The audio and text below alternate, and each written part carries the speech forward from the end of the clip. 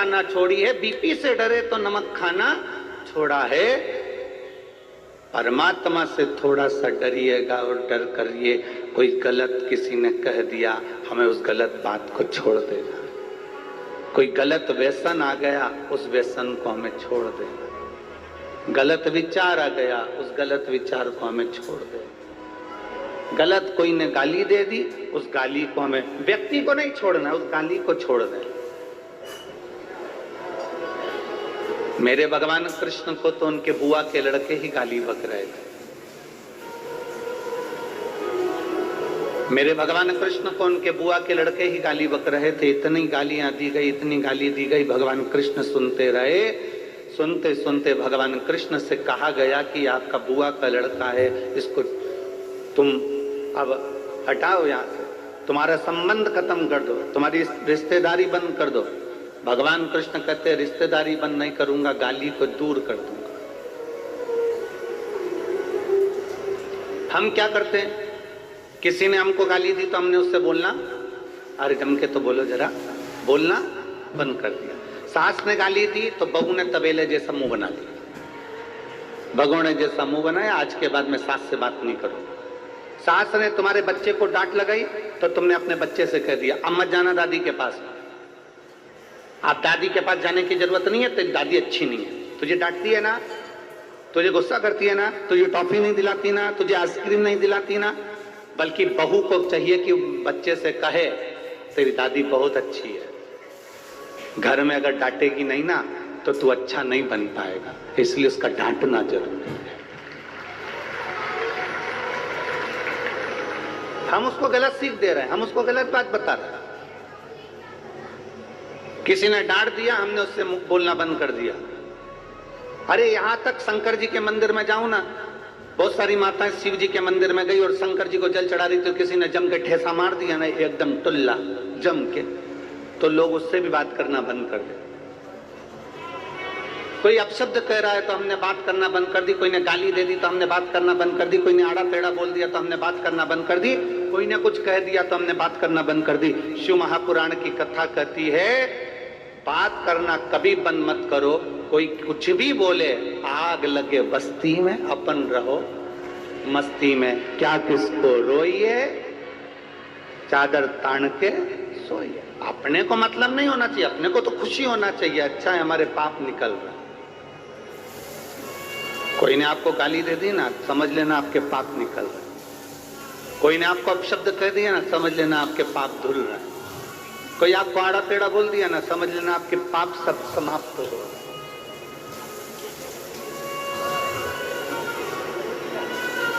हमें बातचीत बंद नहीं करना।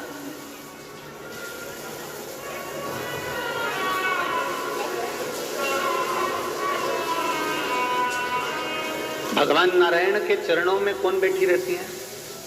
बोलते जाओ जरा, परत बड़ा बोलो, तुम्हारी आवाज यहां तक आना चाहिए। कौन बैठी है? लक्ष्मी। गणेश जी के बाजू में कौन कौन है? रिद्धि सिद्धि। ब्रह्मा जी के बाजू में कौन है? ब्रह्मा। इंद्र के बाजू में इंद्रा। केवल एक शंकर भगवान की अर्धांगिनी माता पार्वती जी ऐसी हैं, शंकर जी के मंदिर में जाकर देखना कि दोनों आमने सामने बैठे हुए हैं, बाजू में नहीं है, आमने सामने। क्यों?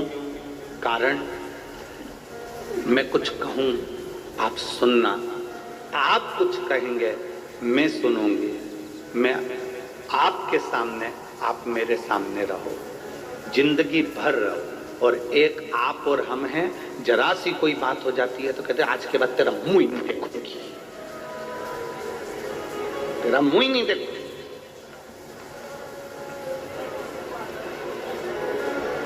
आज के बाद मेरे सामने आना मत, तेरा मुंह ना देखूंगा। ना ना, शिव पार्वती की कथा कर रही है, कितना भी क्लेश हो जाए, कितना भी विवाद हो जाए, कितनी भी गलत बात हो जाए, तो भी अपनी बोलचाल बंद नहीं करना।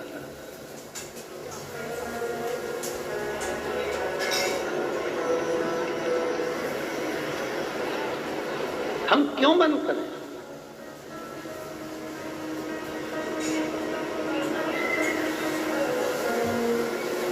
शिव जी को ज्यादा क्रोध आता था कि पार्वती जी को ज्यादा क्रोध आता था? अब दोनों का संतुलन करिए जरा। अगर आप माँ भवानी का दर्शन करोगे, कालका रानी का दर्शन करोगे, काली माता का दर्शन करोगे, चामुंडा का दर्शन करोगे, तो तुम्हें लगेगा कि किसको क्रोध ज्यादा आता है?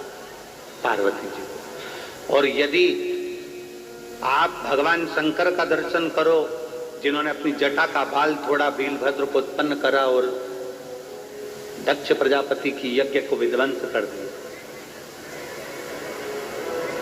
जिन्होंने क्रोध में आकर कामदेव को भस्म कर दिया, अगर आप दर्शन करेंगे तो फिर आपको लगेगा कि शंकर को ज्यादा क्रोध आता है।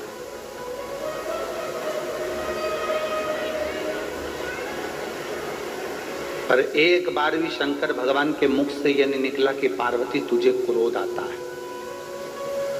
पार्वती जी ने एक बार भी मुख से यह नहीं कहा कि भोलेनाथ तुमको क्रोध आता है,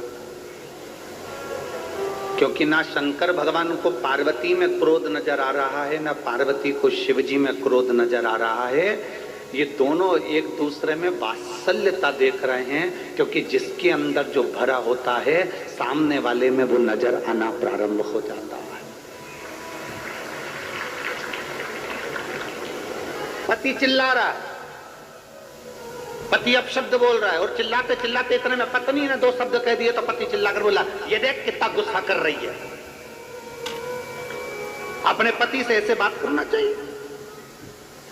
पति पत्नी से कह रहा है। अब यही बात अगर पत्नी पति से कह दे तो तुम पहले अपने आप को तो देखो, तुम कितना गुस्सा कर रहे हो, तुम कितना क्रोध कर रहे हो।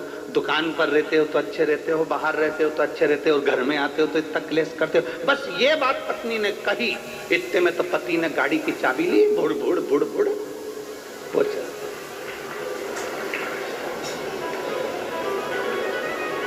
फिर गलत किसने कहा? जरा विचार करिए, बच्चा जब छोटा रहता है तो हम कहते हैं कितना नटखट है। बोलो बोलो, जम के बोलो, एक बार बोल के बताओ, बच्चा कितना नटखट है।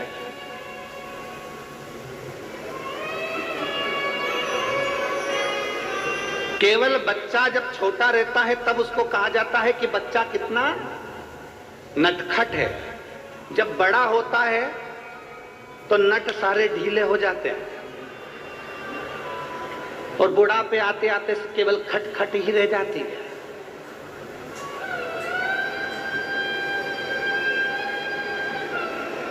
अब कोई बुढ़ापे में किसी बुढ़े व्यक्ति को 80 साल की अम्मा को कोई कह दे, अम्मा कितनी नटखट है,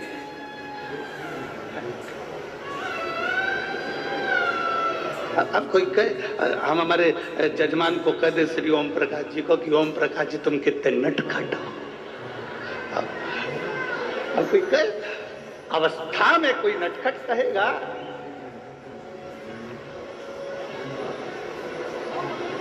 कौन कहे? हम क्या देख रहे हैं, हम क्या बोल रहे हैं? पति को क्रोध आया, उसने पत्नी से कह दिया तू गुस्सा करती है। पत्नी को क्रोध आया, उसने पति से कह दिया तू गुस्सा करती है।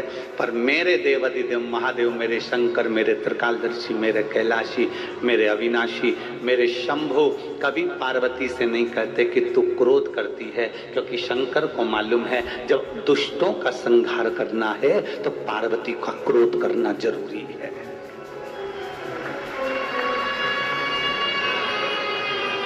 जब दुष्टों का संहार करना है तो पार्वती का क्रोध करना जरूरी है। अनायास क्रोध माता पार्वती कभी नहीं करी है। लक्ष्मी जी ने गुस्सा करा, अनायास करा। भगवान नारायण हंस दिए, लक्ष्मी जी को देखकर लक्ष्मी जी को क्रोध आ गया। लक्ष्मी जी ने श्राप दे दिया नारायण को, मैं तुम्हें श्राप देती हूं, तुम्हारा शीश कटेगा और घोड़े का मुंह लगेगा, क्योंकि तुम घोड़े जैसे हंसे हो। और भगवान विष्णु का शीश कटा, घोड़े का मुख लगा, हयग्रीव अवतार हो गया। घोड़े का मुख लगा, हयग्रीव अवतार हुआ लक्ष्मी जी के कारण। यहां क्रोध लक्ष्मी जी को नहीं आना था, पर क्रोध आया। अनायास क्रोध लक्ष्मी जी को आ सकता है, अनायास क्रोध ब्रह्माणी को आ सकता है। ब्रह्माणी को क्रोध आया ब्रह्मा जी के ऊपर जब यज्ञ कर रहे थे पुष्कर राज की भूमि पर।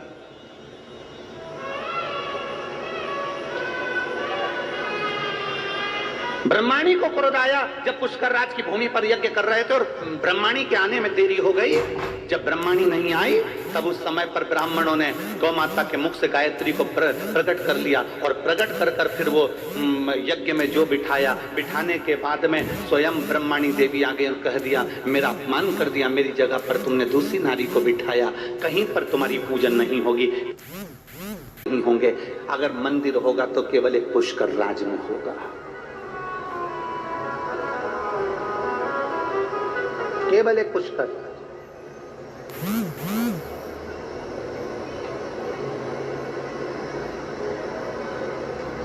उसके सिवा कई मंदिर नहीं।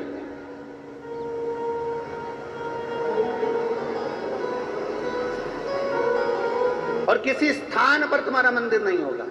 जब ब्रह्माणी ने श्राप दिया तो ब्रह्मदेव कहते ब्रह्माणी तुम क्या बोल रही हो?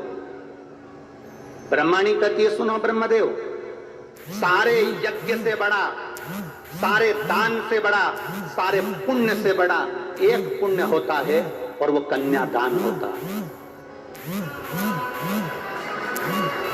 सारे यज्ञ से बड़ा, सारे दान से बड़ा, सारे पुण्य से बड़ा एक पुण्य होता है, वो कन्यादान होता है। इसके सिवा कोई दान बड़ा नहीं कन्यादान के आगे। इसलिए हम हमारी भारत माता की पुत्रियों से, भारत माता की बेटियों से प्रत्येक कथा में निवेदन करते हैं कि मेरी बेटियों तुम कितनी भी ऊंची पढ़ाई करना, कितनी भी अच्छे ऑफिस में काम करना, को कन्यादान का मौका जरूर देना।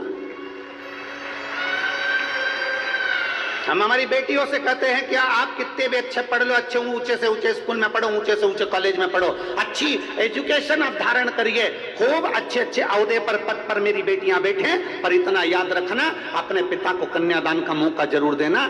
जरा सी चाउमीन के चक्कर में और 10 रुपए के पेट्रोल और डीजल के चक्कर में, भुड़ भुड़ के चक्कर में, किसी एरे गेरे नत्थु खेरे के चक्कर में मत आ जाना। अपने माता पिता को कन्यादान का मौका जरूर देना। ब्रह्माणी ने ब्रह्मदेव से कहा सबसे बड़ा दान कन्यादान होता है, सबसे बड़ा यज्ञ कन्या का विवाह होता है, सबसे बड़ा दान पुण्य अगर माना गया है तो कन्या का दान माना गया है। इसलिए आप जब इस पृथ्वी पर कन्यादान कर लोगे तब ब्रह्मदेव आपका मंदिर इस पुष्कर राज की धरा पर पूजनीय हो जाएगा, उस मंदिर का आनंद हो जाएगा। तब ब्रह्मदेव सतयुग त्रेता सब निकलता चले गया, द्वापर आ गया और ब्रह्मदेव ने विचार करा अब मैं किसका कन्यादान करूं। तब देव ऋषि नारद ने कहा, उसी पल उसी घड़ी देव ऋषि नारद ने कहा कि भगवान कृष्ण का प्रागट्य हुआ है और भगवान कृष्ण का प्रागट्य हुआ है और बरसाने की राधा रानी के साथ में बाल्य अवस्था में जिस विवाह को कोई नहीं जानता, केवल एक ब्रह्मदेव जानते हैं, केवल एक नारद जी जानते हैं, केवल एक राधा जानती है और एक केवल एक कृष्ण जानते हैं। बाल्यावस्था में भगवान ब्रह्मदेव ने नारद जी की साक्षी में भांडीर वन में बैठकर राधा जी का कन्यादान कर दिया। तब जाके ब्रह्मदेव का पूजन पुष्कर राज की धरा पर प्रारंभ हो गया। तब जाकर सहजता नहीं है महाराज, उसको समझना। इस विवाह को केवल ब्रह्मदेव जानते हैं, इस विवाह को केवल नारद जी जानते हैं, इस विवाह को केवल अगर जानते हैं तो राधा और कृष्ण जानते हैं, इसके सिवा वो विवाह कोई नहीं जानता। वो गोपनीय विवाह जो भांडीर वन में किया गया। लक्ष्मी जी ने क्रोध करा भगवान नारायण को, घोड़े का मुख लगा। ब्रह्माणी ने क्रोध करा ब्रह्मदेव को, स्वयं पुष्कर राज में केवल पूजे गए, बाकी के कहीं नहीं पूजे गए। तो यहाँ मेरी पार्वती मैया अनायास क्रोध नहीं करती, मेरी पार्वती मैया हर कभी क्रोध नहीं करती। जहाँ क्रोध की जरूरत है वहाँ पार्वती जी क्रोध करती हैं। और आप कभी अनुभव करिएगा, मेरा बहुओं से निवेदन है, मेरा बेटियों से निवेदन है कि आप कभी अनायास क्रोध ना करें, हर कभी क्रोध ना करें। क्रोध का भी एक समय होता है, क्रोध पर थोड़ा सा कंट्रोल होना चाहिए। क्या होना चाहिए? जम के बोलो जरा, कंट्रोल। बेडरूम होता है घर में, बोलो जम के बोलो, वो मेरी परतवाड़ा की जीजियों बोलो, घर में बेडरूम होता है, जम के तो बोलो। ड्राइंग रूम होता है, वॉशरूम होता है, ठीक है। तो फिर घर में एक रूम कंट्रोल रूम भी होना चाहिए।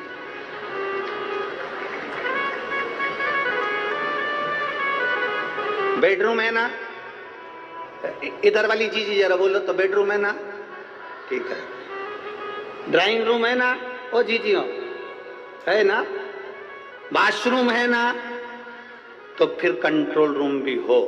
जैसे गुस्सा आए उस रूम में जाकर बैठ जाओ, अपने आप को कंट्रोल करना प्रारंभ करिए।